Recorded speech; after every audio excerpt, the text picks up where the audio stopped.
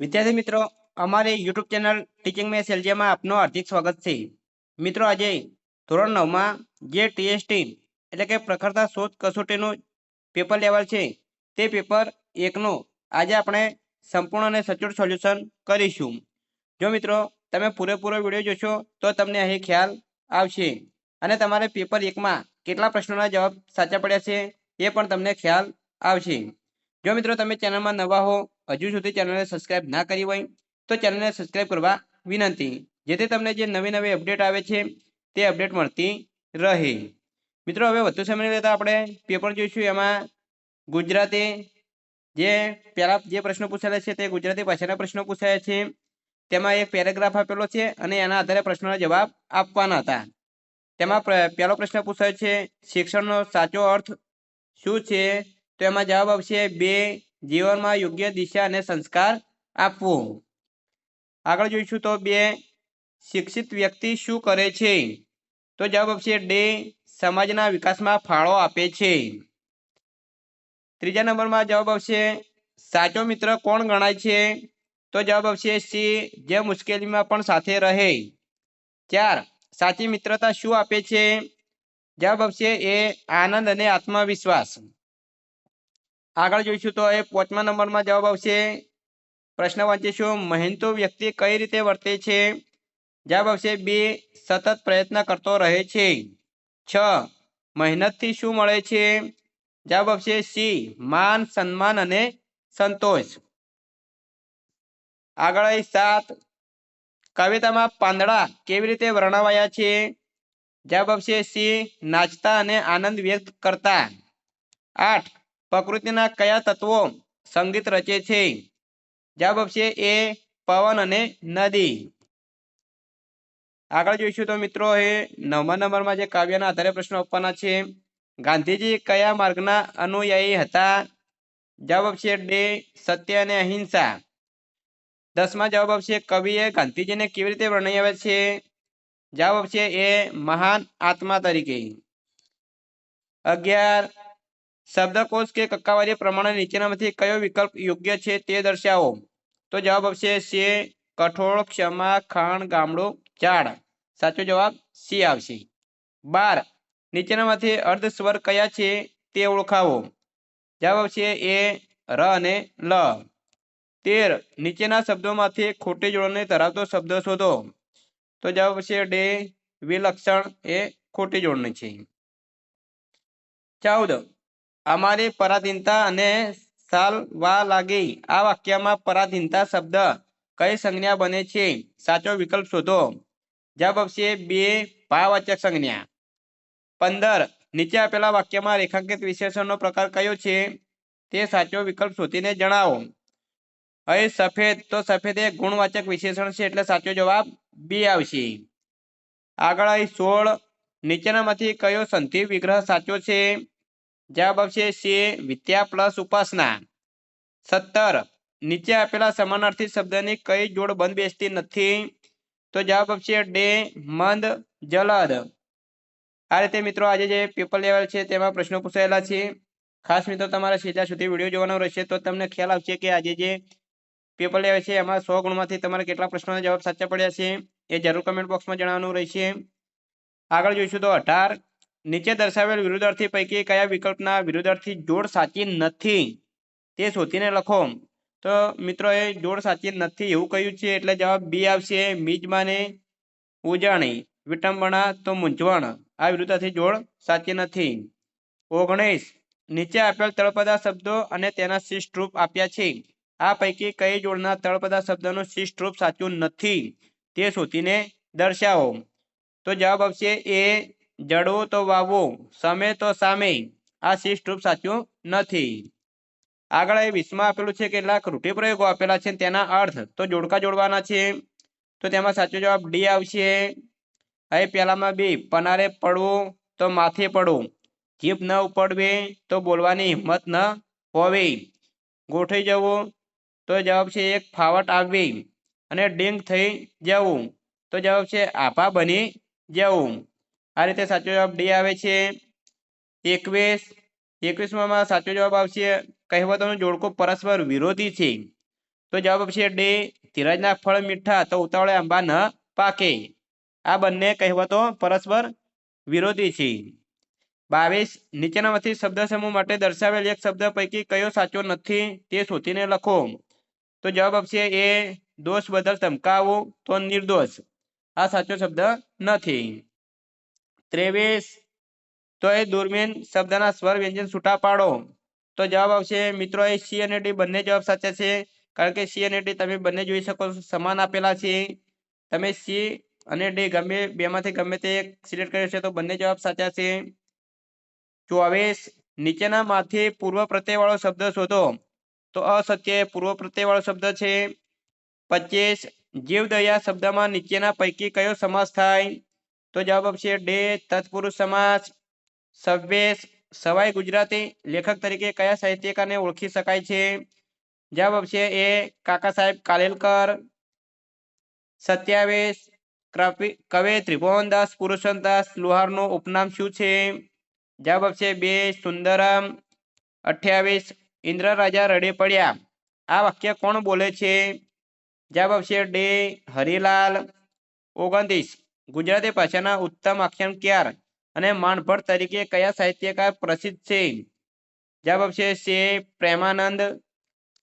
આગળ 30 નીચે આપેલ સર્જક અને તેની કૃતિ માટે યોગ્ય વિકલ્પ પસંદ કરો. તો એ કૃતિ આપેલી છે ને એના સર્જક એટલે લેખક આપેલા છે. તો જવાબ આવશે એ ફક્ત 1 અને 3 યોગ્ય છે. તો કુદરતી તો એના લેખક લાભશંકર ઠાકર છે. આ એક સાચું છે. અને ત્રીજા નંબરનું લોહીની સગાઈ તો ઈશ્વર પેટલેકર. આ સાચું છે. તો જવાબ આવશે એ ફક્ત 1 અને 3 સાચા છે. તો મિત્રો આજે જે પેપર લેવલ છે તેમાં હવે ગુજરાતી ભાષાના 30 પ્રશ્નોનું સોલ્યુશન પૂરું થાય છે. મિત્રો ગુજરાતી ભાષામાં તમારે 30માંથી કેટલા પ્રશ્નોના જવાબ સાચા પડે છે તે કમેન્ટ બોક્સમાં જણાવવાનું રહેશે. મિત્રો તમે અત્યારે ક્યાંથી વિડીયો જોઈ રહ્યા છો તે તાલુકો શહેર ગામડું તે તમારો જરૂર કમેન્ટ બોક્સમાં જણાવજો. કયા ગામથી જોઈ રહ્યા છો, કયા શહેરમાંથી જોઈ રહ્યા છો અથવા કયા તાલુકામાંથી. હવે મિત્રો આપણે આગળ ઇંગ્લિશના પ્રશ્નો સોલ્યુશન કરીશું. એમાં 31 થી 40 પ્રશ્નો અહીં જે પેરેગ્રાફ આપેલો છે એના આધારે જવાબ આપવાના છે. તો મિત્રો વધુ સમય લેતા આપણે ખાલી આન્સર જ જોઈશું. તો 31માં સાચો જવાબ આવશે સી. 32માં સાચો જવાબ આવશે સી. 33માં સાચો જવાબ આવશે સી. આગળ 34 સાચો જવાબ બી આવશે. આગળ મિત્રો 35 પેરેગ્રાફ ઉપરથી પ્રશ્ન જવાબ આપવાના છે. તેમાં 35માં જવાબ આવશે સી. 36માં જવાબ આવશે બી. આગળ જોઈશું તો 37 તેમાં જવાબ આવશે બી. 38 તેમાં જવાબ આવશે બી નોલેજ. આગળ આલેખ આપેલો છે સ્તંભ આલેખ એના આધારે પ્રશ્નોના જવાબ જોઈશું. તો 39માં એમાં આવશે જવાબ ડી. 40 એમાં જવાબ આવશે સી સોરી બી જવાબ આવશે. 41 એમાં જવાબ આવશે એ. 356 42 એમાં જવાબ આવશે ડી 2 ટીમ્સ. આગળ 39 બી તેમાં જવાબ આવશે ડી. 40 બી તેમાં જવાબ આવશે બી. 41 બી તેમાં જવાબ આવશે એ. 42 બી તેમાં જવાબ આવશે ડી. આગળ 43 તેમાં જવાબ આવશે એ. 44 તેમાં જવાબ આવશે સી. 45 તેમાં જવાબ આવશે સી. ખાસ મિત્રો તમે જોઈ લેજો જવાબ 47માં જવાબ આવશે ડી. 47માં જવાબ આવશે સી. 48માં જવાબ આવશે ડી. આગળ 49 તેમાં જવાબ આવશે ડી. 50માં જવાબ આવશે ડી. ખાસ મિત્રો તમે જોઈ લેજો 51 તેમાં જવાબ આવશે ડી. 52માં જવાબ આવશે સી. 53 તેમાં જવાબ આવશે એ. 54માં પણ જવાબ આવશે એ. 55માં જવાબ આવશે એ બીકોઝ. આગળ 56માં જવાબ આવશે સી બિફોર. 57માં જવાબ આવશે એ હુ. 58માં જવાબ આવશે બી. 59માં જવાબ આવશે ડી. અને 60માં જવાબ આવશે ડી. આ રીતે મિત્રો અંગ્રેજીમાં તમારે 30માંથી કેટલા પ્રશ્નો જવાબ સાચા પડે છે તે જરૂર કમેન્ટ બોક્સમાં જણાવજો. હવે સામાજિક વિજ્ઞાન વિષયના પ્રશ્નો જોઈશું. તેમાં 61મો પ્રશ્ન કયા મૈસૂર વિગ્રહ દરમિયાન ટીપુ સુલતાન અંગ્રેજો સામે લડતા લડતા મૃત્યુ પામ્યો? તો જવાબ આવશે ડી ચોથા. 62. નીચેનામાંથી કયું વિધાન રાષ્ટ્રસંઘનો ઉદ્દેશ નથી? તો જવાબ આવશે છે યુદ્ધ નીતિનો સ્વીકાર કરવો. આગળ 63.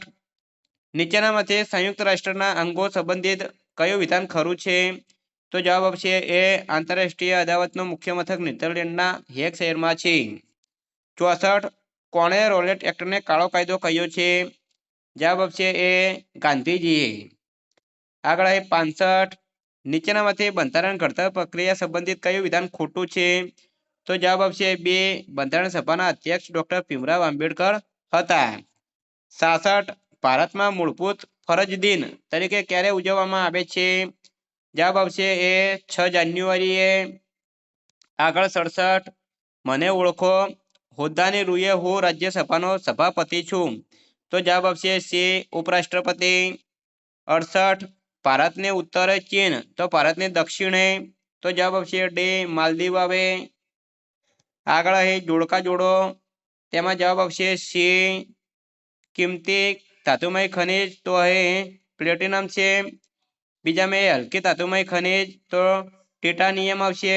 અને મિશ્ર ધાતુમાં વપરાતી ખનિજ તો વેનેડિયમ આવશે. આ રીતે મિત્રો જોડકા જોડવાના છે. આગળ 70. 70માં જવાબ આવશે એ સિંધુ ગંગા ગોદાવરી કાવેરી. 71. રાજસ્થાનમાં આવેલું ખાલી જગ્યા સરોવર ખારા પાણીનું સરોવર છે. તો જવાબ આવશે સી સાંભર જવાબ આવશે સી સાંભર સરોવર. આગળ 72. સૂચના ખાસ વાંચીશું. નીચેના જોડકામાં કઈ જોડ ખોટી છે? તો જવાબ આવશે ડી અસહકારનું આંદોલન ઈસવીસન 1930. આ જોડ ખોટી છે. 73.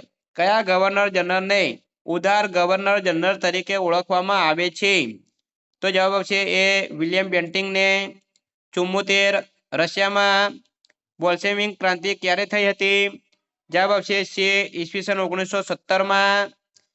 આગળ 75. બેનિટો મુસોલિનીએ કયા દેશમાં ફાસિસ્ટ પક્ષની સ્થાપના કરી હતી? જવાબ આવશે ડી ઇટાલીમાં. 76. વર્ગખંડમાં થતી ચર્ચાઓમાં કોણ સાચું વિધાન કહી રહ્યા છે? તો જવાબ આવશે સી નવ્યા. રાજ્યસભાનો સભ્ય 6 વર્ષ સુધી સભ્યપદ ધરાવે છે. તે સાચું કહી રહ્યા છે. જો મિત્રો તમે હજુ સુધી પણ ચેનલને સબસ્ક્રાઇબ ના કરી હોય તો જલ્દીથી સબસ્ક્રાઇબ કરી દેજો. વિડીયોને લાઇક કરી દેજો અને કમેન્ટમાં અવશ્ય જણાવજો કે તમારે આજનું પેપર કેવું રહ્યું છે. સહેલું હતું કે ભારું હતું અને કેટલા 100 પેપર 1માં 100 પ્રશ્નોમાંથી કેટલા પ્રશ્નોના જવાબ તમારે સાચા પડ્યા છે તે જરૂર કમેન્ટ બોક્સમાં જણાવજો. તમે ક્યાંથી અત્યારે વિડીયો જોઈ રહ્યા છો એ પણ જરૂર જણાવજો. આગળ આપણે જોઈશું તો 77માં પ્રશ્નમાં આપશે કે નાગરિકોની મૂળભૂત ફરજોનો સમાવેશ ક્યારે બંધારણમાં સુધારો કરીને કરવામાં આવ્યો છે? તો જવાબ આવશે ડી ઈસવીસન 1973માં. 78. રાજ્યસભામાં ગુજરાતની કેટલી બેઠકો ફાળવવામાં આવી છે? જવાબ આવશે બી 11.